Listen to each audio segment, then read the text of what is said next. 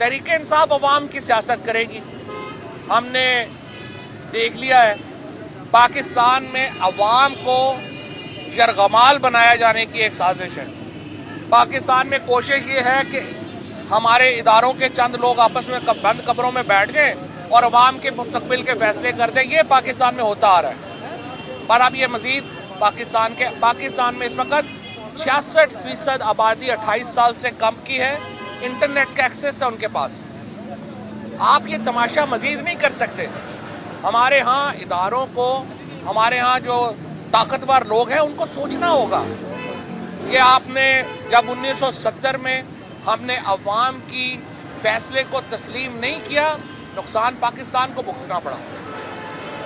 आपको आज 2022 में अगर आप समझ रहे हैं, 2023 में आप समझ रहे हैं कि हम अवाम के फैसले जो हैं उनकी कोई हैसियत नहीं है, आप गलत समझ रहे हैं।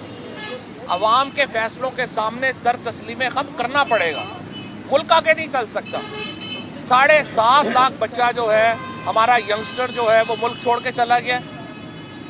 2-2.5 लाख उनमें जो है वो IT प्रोफेशनल्स हैं, डॉक्टर्स हैं, इंजीनियर्स हैं। मुझे आप बताएं, अगर 3 साल 4 साल और ये ट्रेंड रहा, पाकिस्तान तो अफगानिस्तान बन जाएगा। आपका ब्रेन ड्रेन हो जाएगा। आपके इन्वेस्टमेंट का हाल यह है कि वो 80% से 40% के ऊपर जो है वो आ गई है। एक तरफ आपका ब्रेन ड्रेन हो रहा है, जो हमारे यंगस्टर्स हैं वो पाकिस्तान से बाहर जा रहे हैं। दूसरी तरफ सरमायादार पाकिस्तान में सरमाया नहीं लगा रहे, बाहर जा रहे हैं। इकोनॉमी की हालत तो आपने देख ही ली है जो आपके सामने है। इन्फ्लेशन की हालत ये है कि तनख्वाहदार तबका, जो आप सारे ही हमारे मीडिया के दोस्त हैं, किचन का खर्च चलाना मुश्किल हो गया है।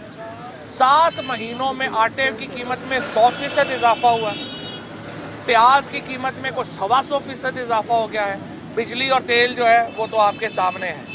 देखिए, मुल्क इस तरह नहीं चला जाते।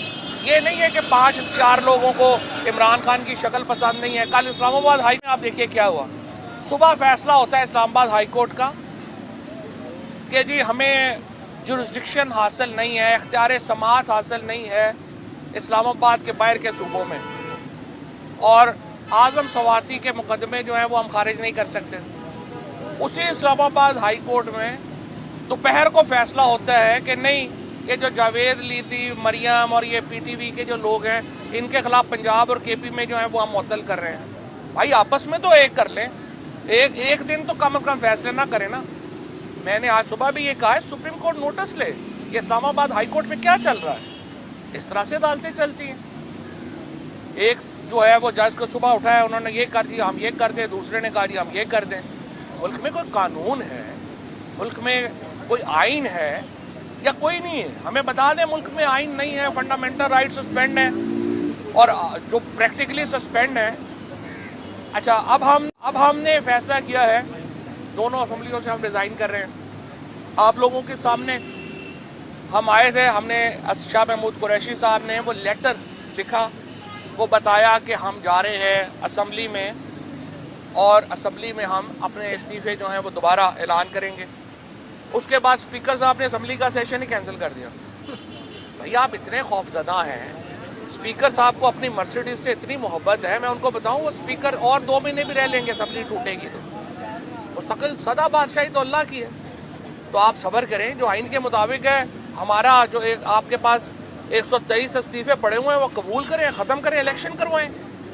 पीपल्स पार्टी को इसलिए ये राजा परवेज अशरफ साहब इसलिए रख के बैठे हुए हैं कि जरदारी को और बिलावल को जब न्यूयॉर्क के दौरों से फुर्सत मिलेगी, उनको पता चलेगा वोटर तो पीपल्स पार्टी को छोड़ दे, कैंडिडेट कोई नहीं है उनके पास।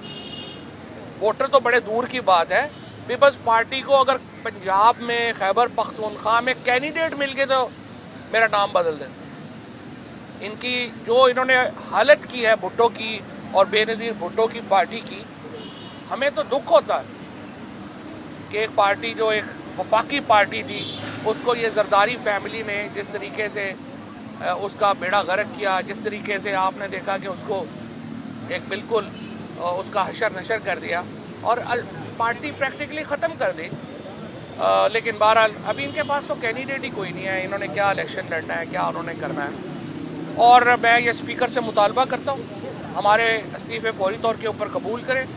सारे 123 जगहों के ऊपर जो है नशिस्तों के ऊपर इंतखाबात जो हैं वो फौरी तौर के ऊपर कराए जाएं और ये इंतखाबात जो हैं वो सूबाई असम्बली के इंतखाबात के साथ कराए जाएं। हमारा मुतालबा ये है कि एक ही दिन कराए जाएं क्योंकि पाकिस्तान में हमारे पास इतना बजट नहीं है कि हम रोज रोज इस तरह से जो है वो इलेक्शन करवा सकें। आप एक ही दिन में इलेक्शन करवाएं, 70% पाकिस्तान में इलेक्शन हो जाएंगे।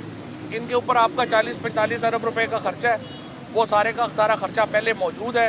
इलेक्शन कमीशन इस सिलसिले में कार्रवाई का आगाज करे और इलेक्शन कराए।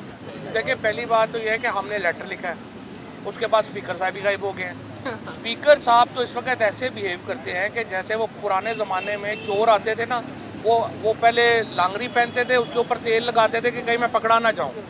स्पीकर साहब इस वक्त असेंबली में वैसे बैठे हुए हैं, हम इधर जाते हैं वो फुड़क करके इधर से निकल जाते हैं। वो भाई इस्तीफे हमारे हैं, असेंबली हम छोड़ रहे हैं। फिर इन्होंने देखे झूठ कितने, मतलब आप अंदाजा लगाएं कि इनको झूठ का कोई प्रॉब्लम ही नहीं है। टीवी पे आके कह रहे हैं कि जी ये तनख्वाहें ले रहे हैं। अप्रैल के बाद किसी को तनख्वाह नहीं मिली। अब मैंने तो ये कहा है कि इसकी इन्वेस्टिगेशन करें कि ये ना हो कि ये जो हमारा जो सारे जो 20 हमारे जो लुटे गए थे यही हमारी तनख्वाहें ना खा गए हों। तो बड़ा इंपॉर्टेंट है कि ISTV पाकिस्तान को सब्सक्राइब करें और बेल आइकन को दबाएं मजीद वीडियो और अपडेट्स के लिए।